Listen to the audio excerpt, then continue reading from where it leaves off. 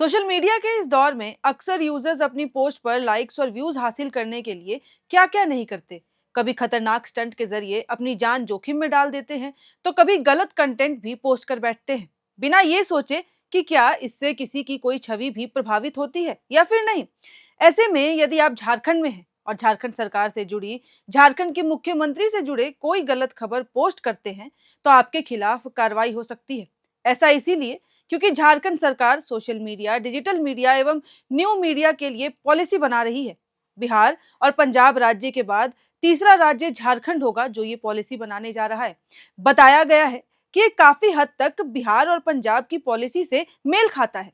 Information and public relation department द्वारा ये policy तैयार की जा रही है, जिसका ड्राफ्ट जो है मैं आपको बता दूं कि लगभग तैयार हो चुका है। अब सोशल मीडिया को नियंत्रित करने के लिए कोई कानून होना चाहिए या नहीं, इस पर काफी ज्यादा बहस हो सकती है।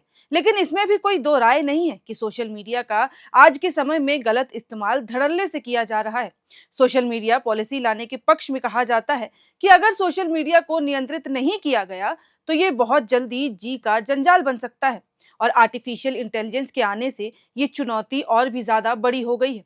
चाहे देश की बात हो या फिर विदेश, हर जगह इसका दुरुपयोग धड़ल्ले से किया जा रहा है।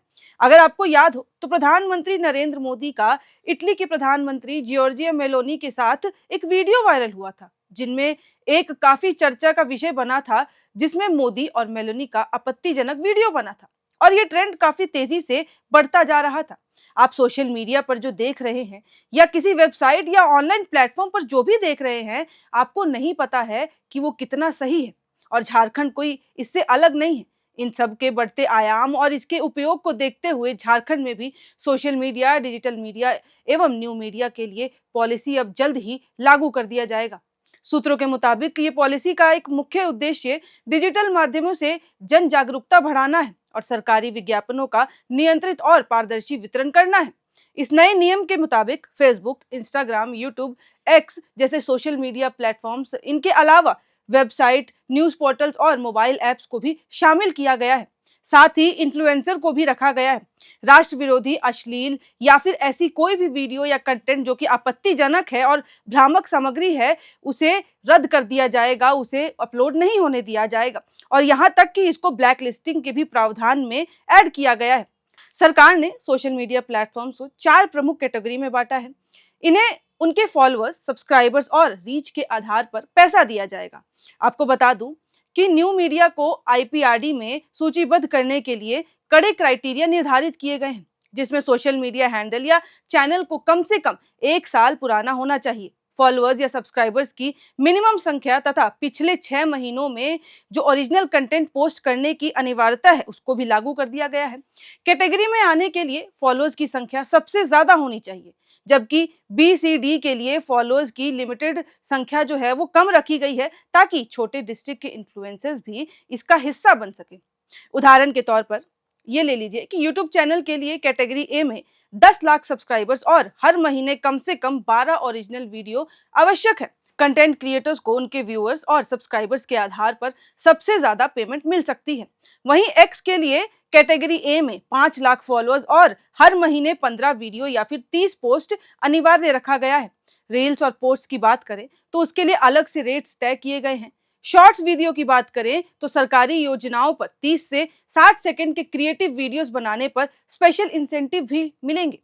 इस पॉलिसी के तहत रजिस्टर होने वाले हर क्रिएटर को कुछ बातों को ध्यान में रखना पड़ेगा। कंटेंट हिंदी, इंग्लिश या झारखंड के किसी भी भाषाओं में हो सकता है, लेकिन भारत की अखंडता और एकता के खिलाफ पोस्ट करने पर तुरंत एक्शन लिया जाएगा।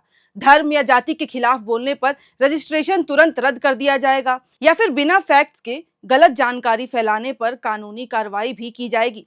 कंटेंट में किसी प्रकार का भी गलत या फिर अश्लील चीज दिखा तो उसे उसी वक्त डिस्क्वालीफाई कर दिया जाएगा और उसके खिलाफ भी रिस्ट्रिक्शंस लगा दिए जाएंगे।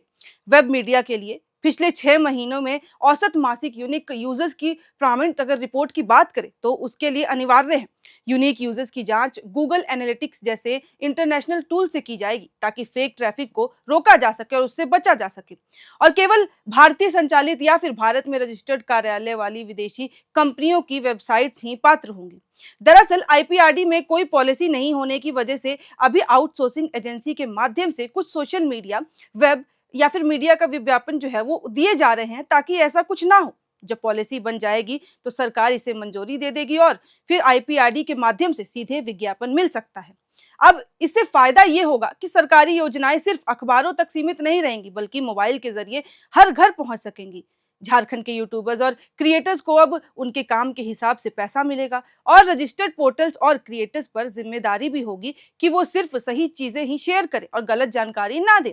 आपको बता दूं कि उत्तर प्रदेश में ये 2024 में ही लागू हो गया था। सरकार की नई सोशल मीडिया पॉलिसी कैबिनेट की मंजूरी मिलते ही काफी चर्चा में भी आई थी।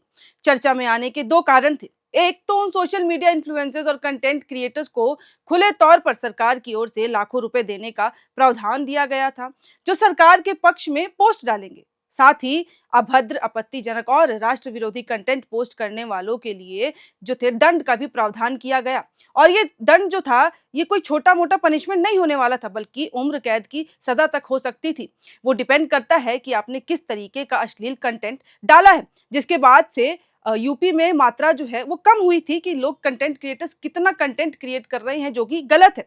और अब झारखंड में भी अगर ये पॉलिसी जल्द से जल्द लागू हो जाती है तो उसके बाद देखना ये होगा कि क्या जो कंटेंट अभी गलत तौर पे डाले जा रहे हैं उसकी संख्या कम होती है या नहीं। अब खैर ये आने वाला समय बताएगा कि ये पॉलिसी किस तरीके से लागू की जाती है और फिर उसके आने के बाद कितने चेंजेस देखने को मिलते हैं।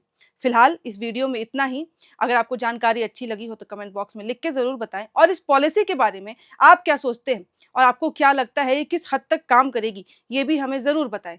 बाकी तब तक के लिए और ऐसी खबरों के लिए देखते रहें एयर नाउ।